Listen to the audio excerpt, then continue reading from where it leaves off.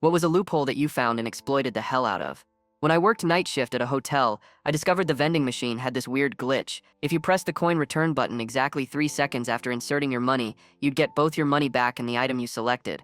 I found this by accident one night when I was half asleep and fumbling with the buttons. I put in $1.50 for a soda, changed my mind and hit the coin return button, but somehow still got the soda too. The next night, I tried it again to see if it was just a one-time thing. Nope. It worked perfectly. Press the button, wait exactly 3 seconds, hit coin return, free snacks. I started timing it with the second hand on my watch. 3 seconds was the magic number, net is any faster or slower, and it wouldn't work. For 2 weeks straight, I ate like a king during my overnight shifts. Chips, candy bars, sodas, all free. My coworker Marcus noticed and asked how I was affording all these snacks on our terrible salary. I showed him the trick, and soon all 5 night shift workers were eating free. We had an unspoken agreement: nobody tells management, nobody gets greedy, just 1 or 2 items per shift. Then this new guy started working weekends. First night, I show him the trick as a welcome gesture. Second night, I come in and the machine is completely empty. Every single snack gone. Turns out, this guy brought his friends to the hotel parking lot after his shift, and they cleaned out the entire machine. The vending company came the next day, restocked everything, and installed a completely new payment system. But here's the real kicker: when they were installing the new system, the technician told my manager they'd lost thousands of dollars from that one machine over the past month. They thought it was being broken into after hours. They even checked security cameras but never saw anyone tampering with it. They never figured out it was just us pressing buttons in the right sequence. 6 months later, I transferred to the day shift and saw the same technician installing a software update on all the hotel vending machines nationwide. A 3-second timing glitch cost them a fortune, and I still can't look at a vending machine without smiling.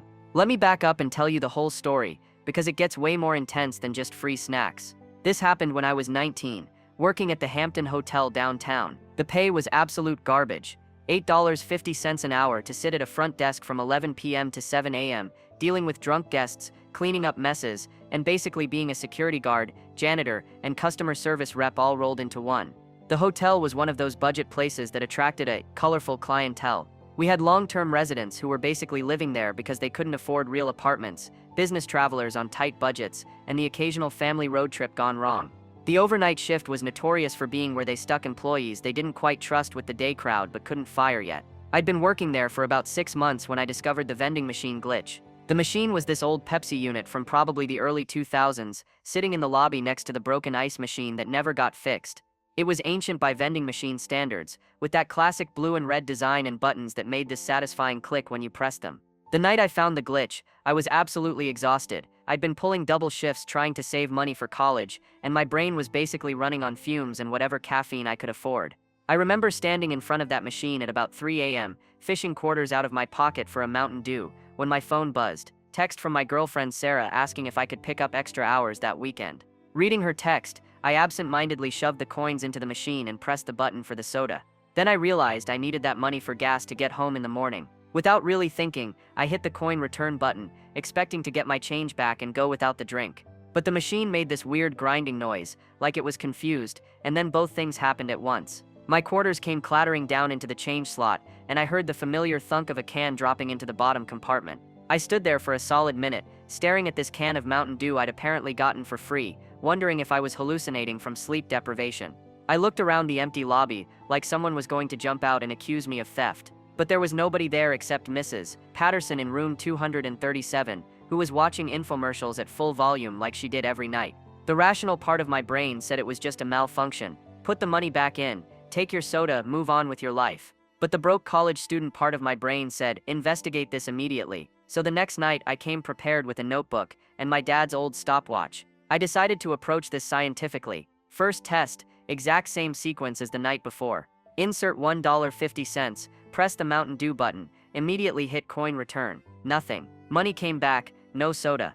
I tried different timing, hit coin return 1 second after, 2 seconds after, 4 seconds after. Nothing worked until I tried 3 seconds exactly. That's when the magic happened again. The machine would pause, make that confused grinding noise, and then dispense both the money and the product. I spent an hour that night testing every possible combination, different products, different amounts of money, different timing. The only thing that worked was the 3-second delay, and it worked with everything. Chips, candy bars, sodas, even those overpriced sandwiches that looked like they'd been there since the Clinton administration. By the end of the week, I had it down to a science. Insert money, select product, count 1 Mississippi, 2 Mississippi, 3 Mississippi, then hit coin return. The timing had to be perfect. I tried using my phone's timer and found out it needed to be almost exactly 3 seconds, give or take maybe a tenth of a second. Now, I want to be clear about something. I knew this was technically stealing, but I also knew that the vending company was charging $2.50 for a bag of chips that cost 50 cents at the grocery store, and I was making barely above minimum wage cleaning up after people who treated the hotel like their personal frat house. My moral compass wasn't exactly pointing true north at the time. The first person I told was Marcus, my favorite coworker. Marcus was this 45-year-old former Marine who'd taken the night shift because his wife worked days and they couldn't afford childcare. He was supporting 3 kids on hotel wages, so when I showed him the trick, his eyes lit up like Christmas morning. "You're telling me I can feed my family actual snacks instead of dollar store cookies," he said, watching me demonstrate the technique. We established what we called the honor system. Each person on the night shift could use the trick once per shift, twice max if you were really desperate. Never clean out a whole row of products. Never use it when management was around. And absolutely never tell anyone outside our little group. For 2 weeks it was perfect. Our overnight crew became this weird family bonded by our shared secret. There was Marcus, me, Janet, a nursing student who worked weekends, Big Mike, who wasn't actually that big but got the nickname because there was already a little Mike on day shift, and Tommy, a 22-year-old aspiring musician who treated the night shift like his personal practice space when no guests were around. We'd gather during our breaks, sharing our free snacks like some kind of midnight feast. Janet would bring her textbooks and we'd all try to help her study for her nursing exams. Tommy would play quiet songs on his guitar. Marcus would show us pictures of his kids and tell stories about his time in the Marines. It sounds cheesy, but those late-night sessions in the hotel lobby were some of the best times I had during that whole period of my life. Then management hired Derek for weekend coverage. Derek was different. He was about my age, maybe a little older, with this aggressive energy that didn't fit the laid-back vibe of our night crew. He'd come in already wired on energy drinks, talking loud, bragging about parties and hookups and how this job was just temporary until his dad got him something better at his company. I should have trusted my instincts about Derek, but I was still in that naive phase where I thought everyone deserved a chance. Plus, showing new people the vending machine trick had become kind of an initiation ritual for our group. So on Derek's first Saturday night, during our 3 a.m. break, I pulled him aside and demonstrated the technique. His reaction was different from everyone else's. Instead of amazement or gratitude, he got this calculating look in his eyes. "So you're telling me this works on everything?" he asked. "Yeah, but we have rules," I explained. "Just 1 or 2 items per shift. We don't want to draw attention or get the machine fixed." Derek nodded, but something in his expression made me uncomfortable. He seemed less interested in the free snacks and more interested in the mechanics of the exploit itself. The next Saturday, I came in for my Sunday night shift and immediately knew something was wrong. The vending machine was completely empty, not just low on stock, completely cleaned out. Every single slot was vacant except for one lonely bag of stale pretzels hanging precariously from the top row. "What the hell happened here?" I asked Janet, who was finishing up her weekend shift. "I have no idea," she said, looking as confused as I felt. "It was fully stocked yesterday morning when I left. I had a sinking feeling in my stomach, but I hoped I was wrong. Maybe there'd been some kind of company event, or maybe the machine had legitimately malfunctioned."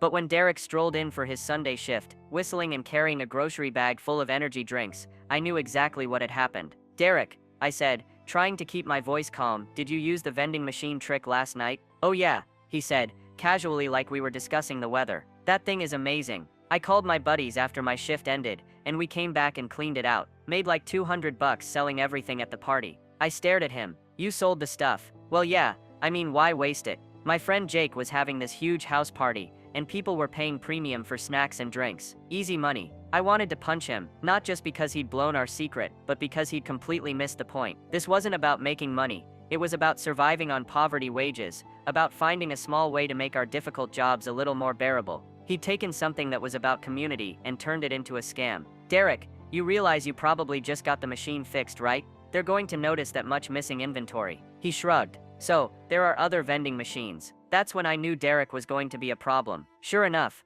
Monday morning brought the vending company truck. I watched from the front desk as 2 technicians wheeled in a completely new machine, newer model, different payment system, digital display instead of the old mechanical one. They spent 3 hours installing it and running diagnostics. I overheard one of them talking to my manager, Mr. Peterson. "This is the strangest case we've seen," the technician was saying. "According to our records, This machine dispensed over $800 worth of product in the last month without receiving payment. But there's no sign of physical tampering, no broken locks, no damaged coin mechanisms. It's like someone found a way to hack it electronically. Mr. Peterson frowned. Could it be an employee? Maybe. But we checked the security footage. Nobody's on camera doing anything suspicious. They just walk up, use the machine normally, and walk away. The system shows normal transactions, but somehow the money's not making it to our collection box. I busied myself with paperwork, trying to look innocent while internally panicking. They had security footage of us using the machine, but they couldn't figure out what we were doing wrong. The 3-second timing trick must have looked completely normal on camera.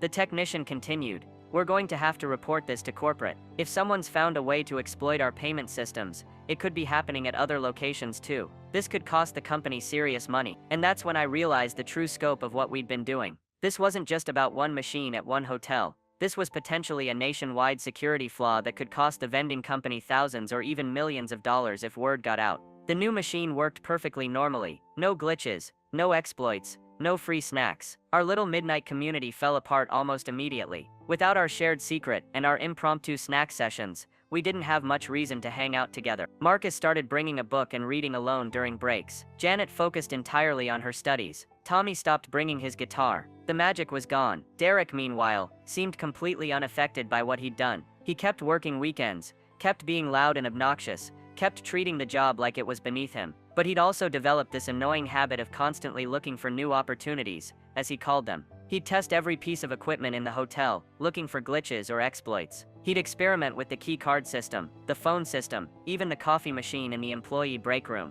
You're going to get yourself fired, I warned him after catching him trying to figure out how to override the cable TV system. Only if I get caught, he replied with that same calculating smile. Besides, this place is full of opportunities if you know where to look. That attitude made me deeply uncomfortable, but I figured it wasn't my problem as long as he didn't drag me into it. I was wrong. 3 weeks after the vending machine incident, I was finishing up a particularly quiet Sunday night shift when Mr. Peterson showed up at 6 a.m., an hour before the day manager usually arrived. He looked serious, and he had a security guard with him I'd never seen before. Jake, he said.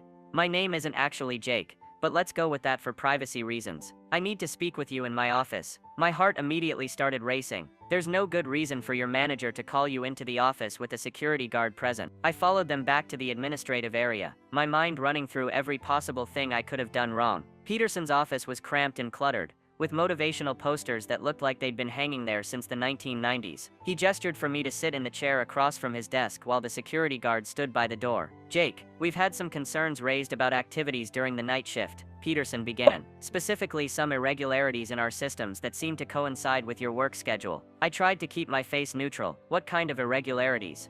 Well, first there was the vending machine issue. We lost hundreds of dollars in inventory, and while we couldn't prove anything, it happened exclusively during overnight hours. He opened a file folder on his desk. But then this week, we discovered that someone's been accessing the hotel's Wi-Fi administrative panel and upgrading guest accounts to premium service without authorization. My stomach dropped. I had no idea what he was talking about, but I had a terrible suspicion about who might. And yesterday, Peterson continued.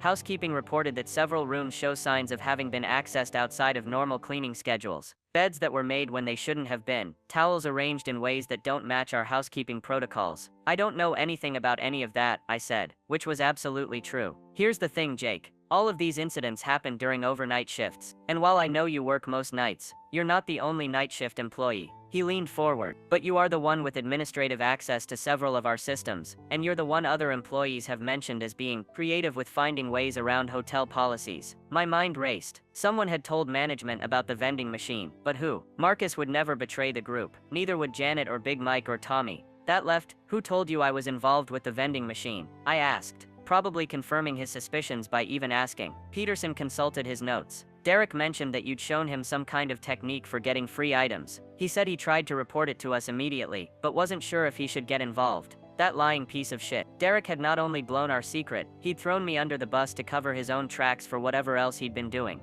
Mr. Peterson, I said, trying to stay calm, I think Derek might not be telling you the whole truth about what happened.